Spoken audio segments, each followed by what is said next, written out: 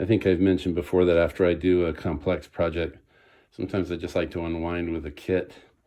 And Daniel, my son, bought me this for Christmas. It's really awesome. This is a representation of a gasoline engine and a transmission. That on the right is the transmission there.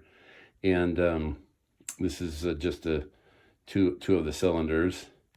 But it's terrific. Everything works. It's a wood representation of everything in a gasoline engine. So you have the valves. There's a valve open and the other one's opening to let the exhaust.